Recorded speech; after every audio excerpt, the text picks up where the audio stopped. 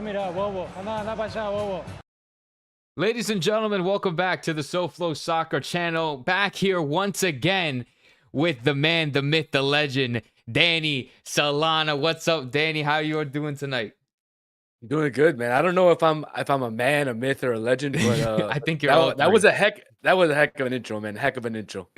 I appreciate. No, you deserve all of the titles, man. You know how much I appreciate you and love having you on here, and I think everybody in the chat is gonna appreciate you as well. We got a lot. We have a lot to talk about. Back to back, Danny Solana's on the channel because, and you know, when Danny's back here back to back, you know, like big things are happening because we got a lot to talk about. We got Redondo talk. We have Drake calendar talk. We have international roster slots, transfer news coming in and out of this club. Inter Miami are on fire. It's a whole mess. It's a whole fiasco. And we're here to cover everything. Welcome everybody in the chat. I see everybody in the chat right now.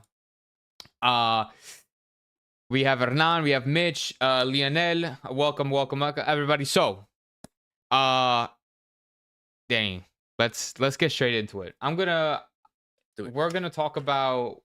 I want to get this first topic out the way because I feel like you get a lot. I don't want to say hate, but you get a lot of attention off of this specific opinion. And I want you to express it here vocally tonight and really express to these people what you really think of this specific player. But I want to open this up with Drake calendar. As you guys know, Drake calendar has been traded to Charlotte for whatever, an unknown amount. The details are hidden for now until, you know, they're released maybe in the near future. But he's been traded to Charlotte officially. He's gone. No warning to him, apparently. No warning to us. It just happened. He had over 118 club appearances. A lot of people would consider him a legend of the club. A lot of people really praised him. A lot of people hated him. But he obviously suffered he went through injuries. He got absolutely replaced by Ustadi. I want to know, first of all, your thoughts on the trade, how you feel about it. Is this a huge loss for you? And I want to know your actual thoughts and opinions about Drake calendar as a whole, as a player from Inter Miami. All right, so let's talk a little bit about the trade first. Was I surprised? Yeah. Absolutely not. Mm-hmm. I was expecting a trade to happen. At least for about a month or 2 months before that, I had heard some rumblings, and then we had heard it come out a little bit as well. And Drake just hasn't been a part of the team this year, right? He's trained with the team from here and there, but he's been injured and he's been re-injured. He had surgery, so he hasn't really been a part, like, in the fold of what this team's been trying to do this year. Again, he lost his place to Ustadi in the preseason when Ustadi shined in the preseason and took that spot, and he never really relinquished it back to Drake. And Drake, it was never healthy enough, or never got the chance again to win it back because Ustadi had been playing so well at that point. Now, again, I understand that there's a lot of people that are crying about the way that it was handled, right? And I know this is what you want me to get to, so I'm gonna get right to it. Yeah. I know that there's a lot of crying all over social media, folks really upset at how the team just let him go without letting him know. But this isn't story time, right? This is pro football. This is a business, and Miami is built to win now. And if you're not locking down that spot week in and week out, then you're a movable asset. So there are certain players that, unfortunately, if they're not seeing the continuity that other players are seeing, they should probably be watching their back because they could be next. And I feel like there's, like you said, there's a handful of players that I think could be next. And but from what I think of Drake, I think Drake was a good servant to the club. He's been here since the beginning. I mean, like I think we got him straight out of college, and so, which was very, we had very few players that came straight out of college. So we had him since the beginning. I think he's the last OG from the original squad back in 2020, and I thought he had a decent 2024 season. I think he was probably one of the better goalkeepers in the league. You can argue with me statistically, whatever. I definitely how would I say this? I'm also not shocked of the trade at all. I knew it was coming. It was just a matter of when, and whether it was now in the winter time last in the that just passed, or now at the end of this season. I thought it was going to happen at the end of this season. I thought they would give him, maybe see if he could recover or come back. But I guess not. That none of that bothers me. None of this Drake trade bothers me at all, because I knew he wasn't probably going to play another minute for Inter Miami as soon as that surgery happened. What bothers me a little bit, and you can give me your opinions on this as well. What bothers me a little bit is just in the manner of how it happened. The fact that he didn't know that he was going to get traded to, or he didn't know in the sense, like, I guess supposedly he wasn't involved in the conversation of where he was going to go, or something like that. And I know in American culture and American tradition, especially in baseball, basketball, football, even in I don't know, wherever else, that's a huge norm. Getting traded without the player knowing, without knowing where they're gonna go, is like a huge norm. I get that 100%. I think in football, though, it's like very anti-football, and so that's the part that bothers me a little bit. I think for somebody who's been with the club for forever, since the beginning, I think he could have been like, "Hey, we're gonna trade you. Like, we're gonna trade you to somewhere else. There's a couple of options. Let's at least bring you into the conversation. Like, let's bring you into the conversation." Or just be like, "Okay, no, hey, you're going to Charlotte." I think that's a little bit messed up, because, like I said, a little bit anti-football. I don't know what you think about that, if you want to give an opinion about that, or if anybody in the comments wants to opinionate on that as well. I mean, you know me, I always like to give an opinion Of on something. course, that's So, why I'm asking. um, in terms of this, look, I understand where you're coming from, and Yeah. I totally get it, right? I Hmm. totally get it. Obviously, in football culture, usually the player agrees to go to the team that they're going to, then the teams agree to it, then the player agrees to a Sure. Yeah, contract. You it's know, a whole there's thing. some sort of Hmm. back and forth. But the way that this league works, right? Hmm. And unfortunately, the way that the rules are set up, Inter Miami had to trade him to the place that was going to give them the best return. Yeah. Unfortunately, we don't know what that return is, Hmm. because, like you mentioned, it's right now for undisclosed assets, and that's the official term. But look, they had to get the best return that they can, and whatever that may be, it was sending him to Charlotte. Now, is that the best option for him? Who knows? Maybe he could spend the rest of the year rehabbing out, playing behind Kalina, and then coming back next year, and maybe Charlotte sells Kalina after he has another fantastic year like he's having this year. They sell him, and then he can go ahead and be the starter for Charlotte next year.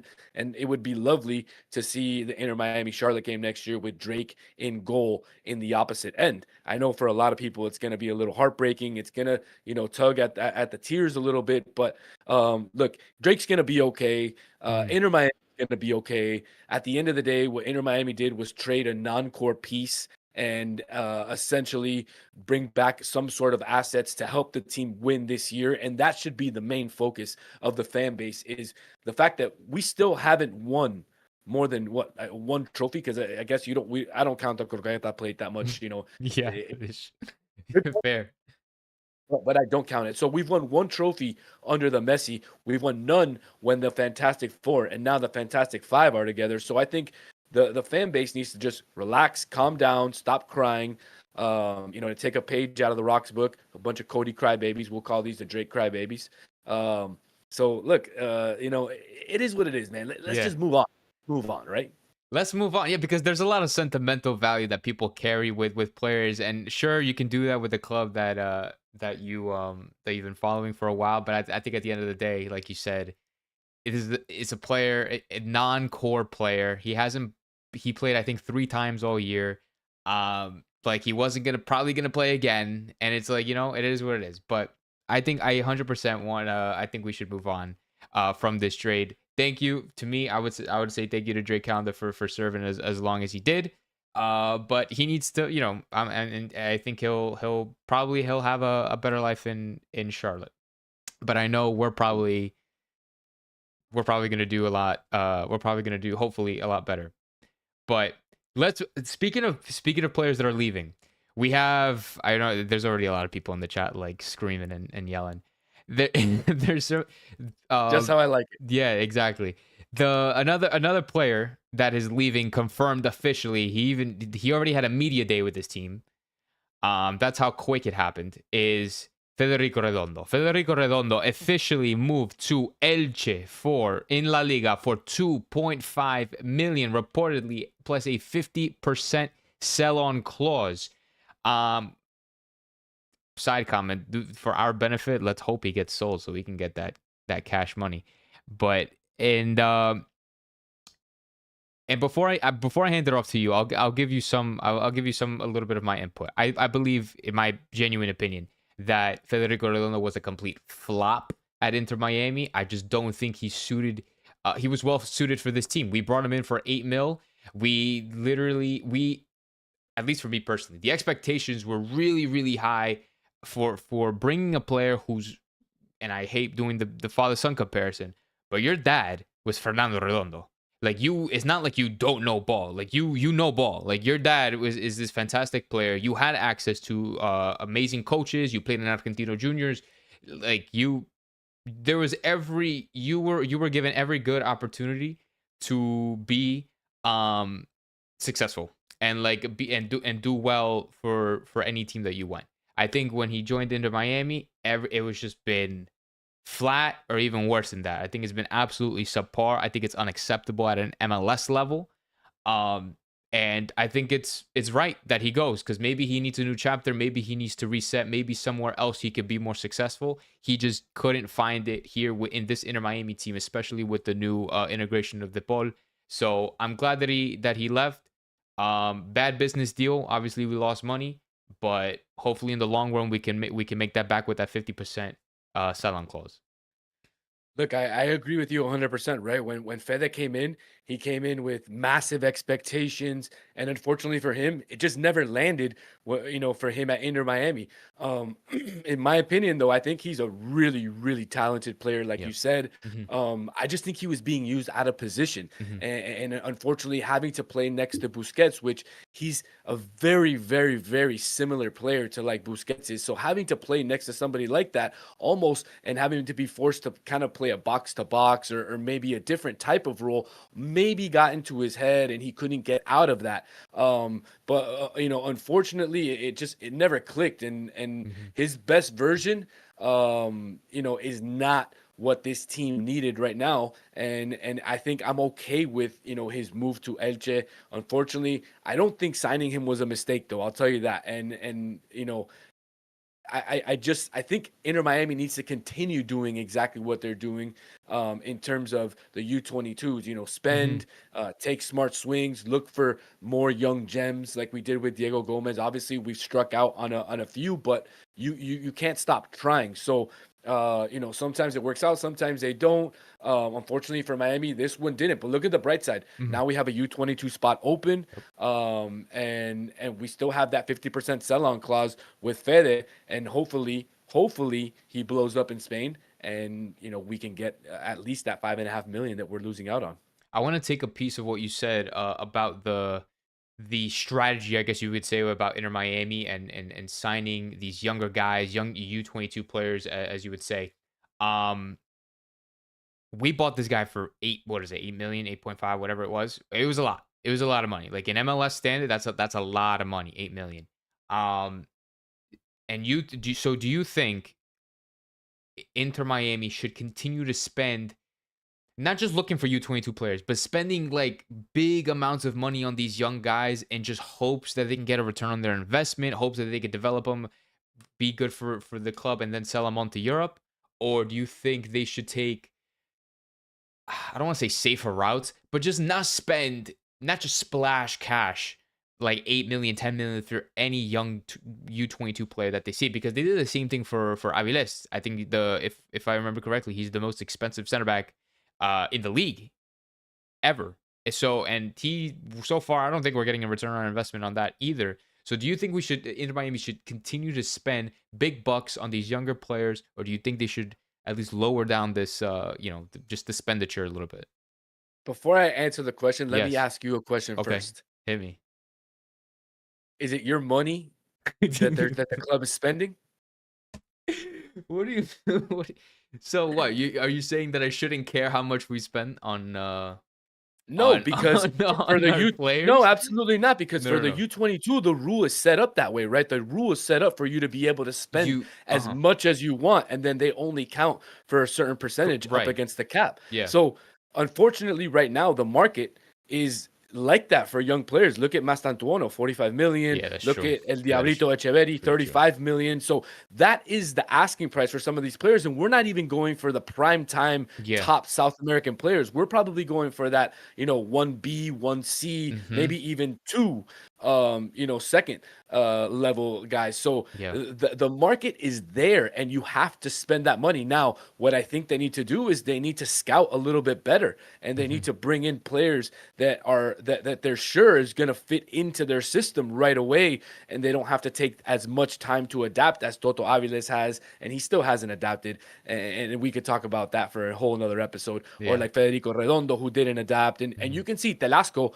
who came in this season, is starting to adapt little by little, and he's starting to understand the way that Macherano wants them to play. But unfortunately, Inter Miami's front office has done a poor job in identifying those players. So my issue is not with them spending. My issue is with them identifying players. And I think that they Okay. should go out of Argentina. I think they need to go into Uruguay. I think they need to go into Ecuador. They need to go into Colombia. They need to go into Brazil and go get some of these players that are playing on teams that are a little bit less, especially in Uruguay, Ecuador, Colombia, Yeah. Peru, than some of the Argentine and Brazilian players, which we know if your last name is Ino or you're born in Buenos Aires, you're automatically times 10. No, yeah, you're absolutely right. There was a comment that I think Mitch says. He says my dream South American signing for this team is currently Nardoni from Racing. I'm a Racing fan. My dad follows Racing a lot, so we watch a lot of Racing in our house. I would love Nardoni. That is just not going to be possible though. But um, no, you're absolutely right, and I think there's a lot of people talk about this bias, and I know you tweeted about this, which is this is a little bit irrelevant. But I know you tweeted about some biases towards Argentinian players or American players or whatever. But I think that there is a huge, huge bias against with Argentinian players in terms of signing them, and they kind of primarily look for that. But I would love to see more Uruguayos, more Chilenos like we have in Maxi Falcon. I would love to see more other different types of nationalities on this team because it brings us different levels of play, different personalities, different just different players in general. And I think it would be great for this team to have that kind of a variety. Um, and it would probably make us a little bit better because obviously there's not just great talent in the Argentinian league, but there's also amazing talent and you would know in Uruguay. Um, there's a lot of great players there that would shine well in the MLS. Would there be anybody from Uruguay or maybe even like Nacional or I don't know anybody that you think that you would like to bring like just to for fun as a They fun actually question? they just got a winger from Club Atlético River Plate of Montevideo. Okay. And his name is Juan Cruz de los Santos. I believe, if I'm not mistaken, I believe he's 19 or 20 years old. Oof. He can enganchar inside. He can shoot. He can go one-on-one. Uh-huh. Unfortunately, Nacional just bought him, so I don't think they're gonna sell him. Yeah. But there's players like that I wish that the MLS scouts would go into Uruguay and look at some of these other teams that like River Plate, like Liverpool, like Racing, Danubio, and they have a couple of good players. Each of these teams, young Yeah. players that have a lot of potential, and they're a lot cheaper than the Argentine and the Brazilian player. The same thing with Ecuador. I've gone to Ecuador. I've scouted a lot of players in Hmm. Ecuador as well, and again, there's a lot of good talent over there, and it's a lot cheaper than what they're currently paying. So why not go into those other countries and get other players? They probably don't have the staff. Well, I think our staff is primarily Argentinians, no? So they just kind of naturally just go to Argentina and just kind of just settle it. And they kind of I don't want to say they're scared, but maybe they don't want to venture out a little bit in venture out their horizons. But anyway, but speaking of Racing and speaking of other players, um, we might get a player that played for Racing. Now he doesn't. another player, I should say, because Toto Aviles also played for Racing. Pero Gonzalo, what is it? Piovi. Piovi. Gonzalo Piovi, center back, left-sided center back, played for Racing Club, ahora juega para Cruz Azul. Been killing it for Cruz Azul, I think, in my opinion, from what I've been seeing. I think he's absolutely fantastic. Inter Miami are rumored to sign him. Cruz Azul are reportedly asking for between $6 and $7 million for this 30-year-old left-sided center back. He had 34 or 74 appearances for Cruz Azul. He has 6 assists. He's known for being very physical. He's known for his hard tackling. He's known for his good positioning, his duels. He's good. He's known for a good amount. He played in that game against who was it? Against I think it was Montreal, where they beat him like 5-0, 7-0 or some BS like that. He was Like that. yeah, he was he definitely didn't play in that 7-0 loss that Cruz Azul had to Seattle. I okay, can tell yeah, you that no, he was yes, not that I saw. on the field for that one. And rightfully so. That gives him more credibility.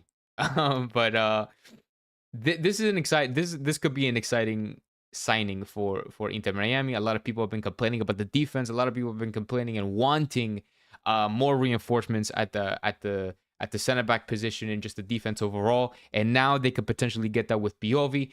Are you convinced about this signing? And the chat, let me know as well. Are you guys convinced about this signing, or did you guys want to see somebody else? But Solana, let's start with you. Are you convinced about this signing, or would you have preferred to see somebody else? I mean, if you give me the real option, I prefer to see somebody else. But Mm-hmm. from what I've seen of Gonzalo Piovi, he's pretty good. And not only that, but this move is extremely live. It's not done yet. I just read a report from Bola VIP that said that apparently there's a condition that Cruz Azul had in allowing him to leave to Inter Miami, and that's that he played this weekend's game against Santos. And then he can say goodbye to the fans, say goodbye to his teammates, and move on to Inter Miami. So if that's the case, he should be an Inter Miami player sometime early next week. But look, I'll tell you, Inter Miami desperately needs defensive help. Right now, Mascherano can't seem to figure it out. He's tried Toto Aviles with Maxi Falcon. He's tried Maxi Falcon and Luhan. He's tried Maxi Falcon and Noah Allen. He's tried Noah Allen and Luhan. He's tried Toto and Noah Allen. He's tried all the different combinations, and it doesn't matter. We still can't keep a clean sheet, let alone, we haven't been playing that well defensively. So I think, for what it's worth, if that's the player that they have their eyes on, and that's the player that they think can make a difference, then, I'm all for it. I think that's a totally valid statement. I just saw a comment from Lynn Hitter. He says he's a lefty, so what does that mean for Noah Allen? I mean, the two starting center backs right now would be Maxi Falcon. I guess you could put Noah Allen, but if it's not Noah, it's Luhan. Do you think what's your opinion on Noah Allen? How do you rate Noah? Do you think he's a starter? Do you think he can be replaced? Do you I don't know what your opinion is on him actually. I think up until he got injured in the Club World Cup, Mm-hmm. I think he was the best center back or the best defensive player that Inter Miami had on the roster. Up until that point. Do you And think I say the that injury I do think the injury and look, he's working his way back, right? I think he's had a couple of rough games. The last couple games he's come in, obviously against Orlando, it was definitely a rough game. Mm-hmm. But overall, I think that, he has a lot of potential. I think he might be better suited as a left back. But Jordi Alba is there. So, now the chat is asking, if Piovi comes, what happens to Noah Allen? Unfortunately, I think Noah Allen has to go to the bench because I think Piovi has that experience that Noah Allen doesn't have yet. He has that experience playing up against some of the best in Mexico, playing up against some of the best in Argentina. And that's the type of player that this team needs. So it's unfortunate for Noah Allen, but I don't see it as a knock. I see it as a, hey, now I have somebody in my way that I need to get better at or I can learn from. And then when he's gone next season, or if he stays, or when whatever it might be, or if his time to move on is to move on, he can go up with his head held high because I think, like I said, he was the best defensive player up until he got hurt this season. I 1000% agree with you. A lot of people were hating on me in my videos or in my comments in previous streams about my talk on Noah Allen because I would constantly glaze this guy. Like I would literally, it was like Noah Allen is fantastic. I think he was one of the most consistent and best players on the team. And sure, yes, he got injured, and now he's kind of taking a little bit of a step back. But that's just not his fault, in my opinion.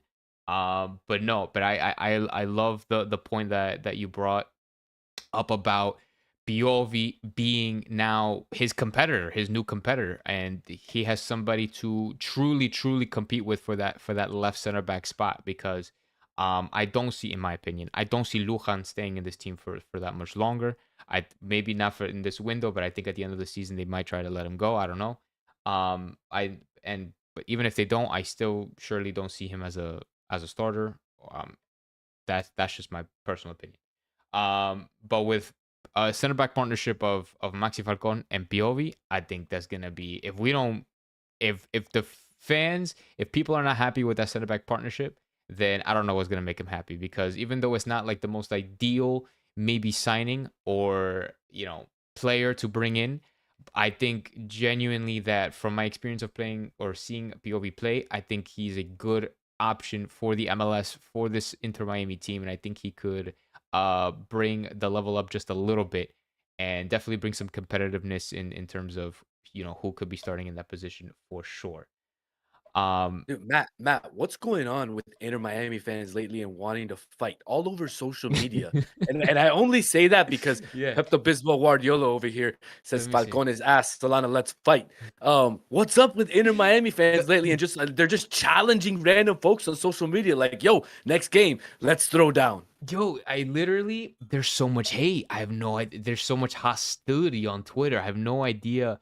Maybe everybody's still upset about getting thrashed by Orlando. I have no idea. I have no idea. But I feel like even what's his face? Chris posted a tweet, a very innocent tweet about like an experience that he had with his kid and about how like Robert Taylor or Redondo like didn't sign his shirt or something, and it has like 90,000 views, and everybody's like bashing Chris. He's like, "Oh my god, like shut up," and like they were just like coming at him. I'm like, I thought it was just an innocent tweet. I have no idea I don't what's know, going but on with I'll tell people, you man. one thing, if you're walking in the green lot on Saturday, you better watch out, man. You better not have your blinders on. You better have, your eyes in the back of your head because people are coming at people in the green Oh lot, man. apparently. Yo, don't catch me. Apparently, that's where I'm gonna be there. I'm gonna live stream it and post it on the I'm trying channel. to go, man. I'm trying to Live go. I stream wanna channel. I wanna see what's gonna happen. Yeah, bro. You get a front row. I want to get a front row seat. See what actually is going on. But yeah, I genuinely don't understand what the hostility is all about. Like I said, people are probably just upset that we lost, and they're trying to take their anger out on people. Um, I just saw the Pepto Bismol comment. Falcon is ass, Solana. Let's fight. Like what? Um, but yeah, damn, I lost my train of thought. I don't even know what we were talking about. We talked about Biovi. We talked about Noah Allen. Oh, let's talk about okay. We'll probably uh World Star Hip Hop TMZ LML. We let's talk about that international roster slot that we just acquired. If I remember correctly, we acquired it from Toronto and we That's paid correct. about 175 for it. 175K.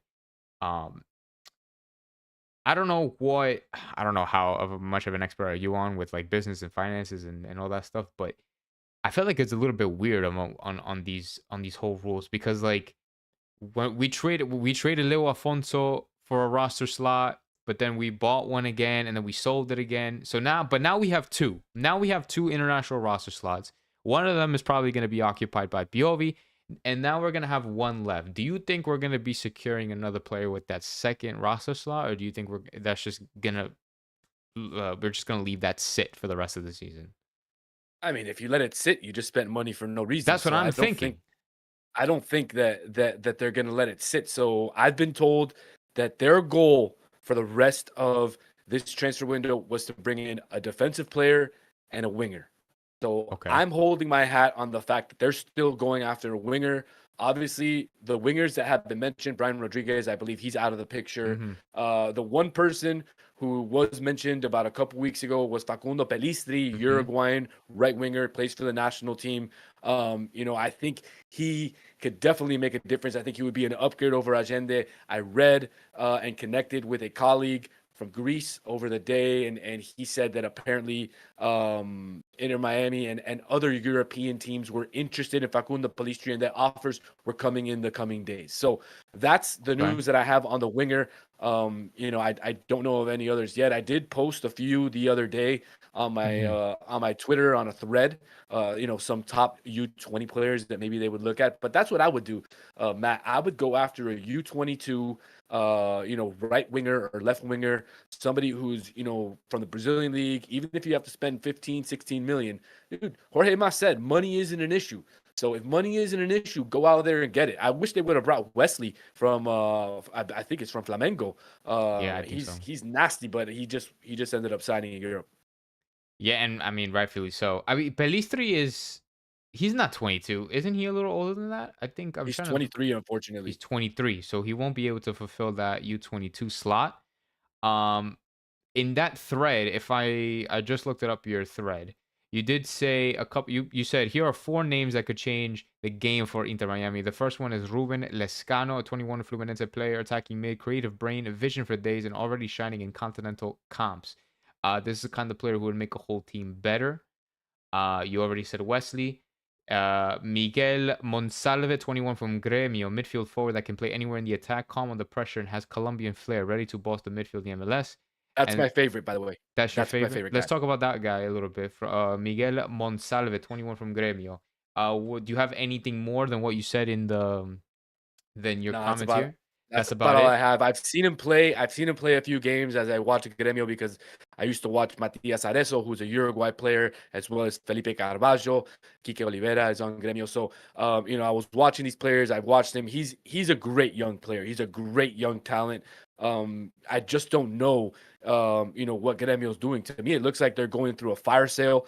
So Mhm. if that's the case, they let Felipe Carvalho go to Portland. They also let Matias Arezo go over to Peñarol, basically on very cheap transfers or on loans. Mhm. So why not, make a move, make an offer, and see if you can bring a young stud, somebody who's ranked, and who's played Copa Libertadores and who understands those type of games, and bring him over here to the MLS.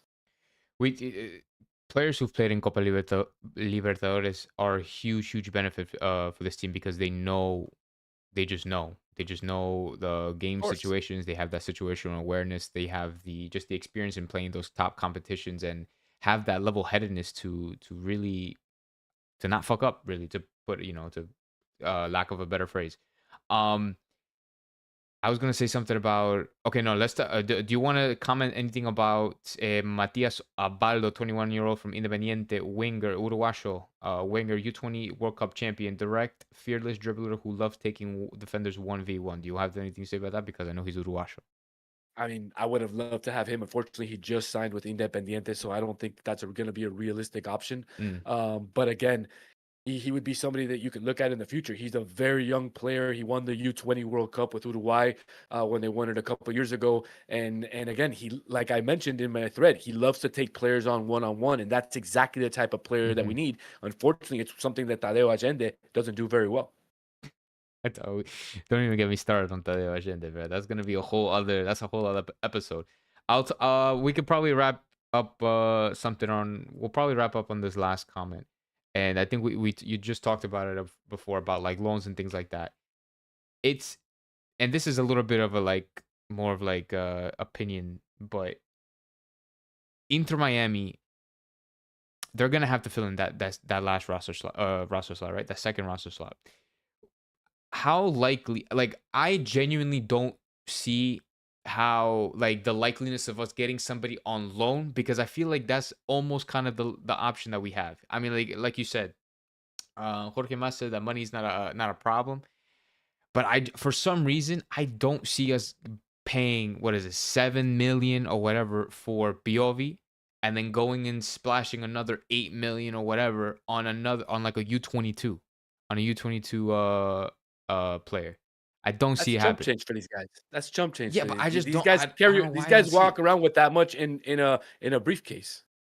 So you think like they'll be able to spend that cash and not just try to sign somebody on loan, because that's what I was where I was Well, going with that is that I don't think a loan would be possible either, because I don't think these clubs want to send out their players on loan without a commitment to buy them at the end of the season, because all these respectfully all these South American teams want is like the big cash, the big check for these players, and they don't want to just loan them out and then have nothing in return really. So you think that we're just gonna be spending what is it?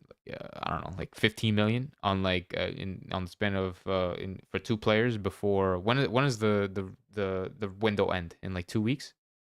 no, the window ends in a week In a on week the 21st. on the 21st. So do you think we're gonna spend like roughly 15 mil for two players in the span of a week? I hope so. I hope so. That's what Okay. I hope that they're doing. Like Jorge Mas said, money isn't an option. So put your money where your mouth is. Let's see, put your cash out on the table like Riley does.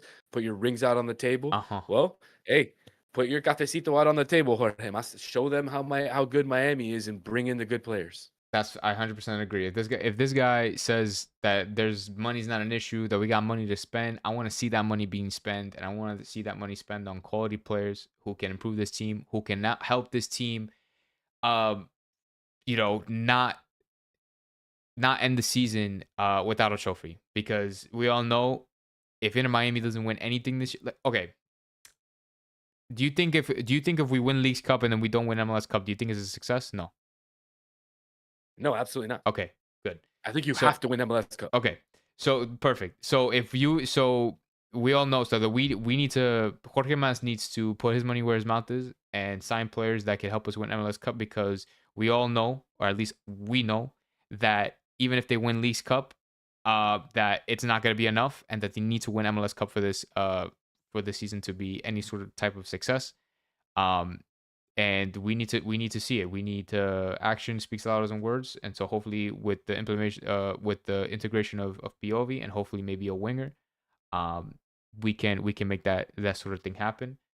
Um, but yeah, do you, before we wrap things up, do you have any final thoughts, any final opinions that you want to tell the chat and get them all riled up? Nah, man. I think that's been enough for tonight. Honestly, I just want to thank you again for having me on. It's always a pleasure. I know you always thank me for coming on, but I want to thank you for Literally, having me on because I enjoy watching your show when it's just you. So it must be I must be a appreciate little that. bit different to have a guest on. It really Uh, is. but No, but but I it's appreciate fun. you choosing me. So Yes, hey man, look, I always say I always love having you on. I always love talking to you in general. I think you're very smart, and I think your opinions and your analysis and your knowledge is great, is amazing, and I highly respect it. And I think everybody here in this chat, and all my viewers, they respect it as well, and they love hearing you talk. They love seeing what you have to say. So I appreciate you time, and I'll keep thanking you for taking the time to come with me to talk to us and to have fun for like half an hour. So I appreciate you again. absolutely, Yeah, man. All right, guys. Thank you so much for tuning into to this live stream here on the SoFlo Soccer channel. Here with Danny Solana again, back to back live streams, and we went over a lot today. We went over a lot in the span of 30 minutes. And I just want to appreciate and thank everybody for tuning in. We have about 50 people here, 50 something people here. And so make sure you guys hit that thumbs up. Make sure you subscribe to the channel if you are new. Make sure to turn on the notification bell so you guys don't miss a time that we go live. Um, Go follow Danny Solana on all of his social medias. Danny, once again, plug in everything so they know where to find you. at Dice el Dani and in Spanish arroba Dice el Dani. You heard it. At Dice El Dani. Make sure to go follow him on all on all social media platforms, because he posts a lot of good stuff. He tweets a lot of good stuff. And thank you guys again. I hope you guys have a great night. Actually, you guys are about to go live right now on what is it, Las Garzas? Battered Herons. Better Herons on the right, Yeah. not Las Garzas, the Better Herons. So Yep. make sure you guys tune into the Better Herons right after. I think it's at 9 o'clock. So make sure you guys tune into them. I know I'll be there. And yeah, if you guys want to keep listening to more Inter Miami content. So I appreciate you again, Danny. See you guys. Hopefully you guys have a great night, and I'll catch you guys the next time. See ya.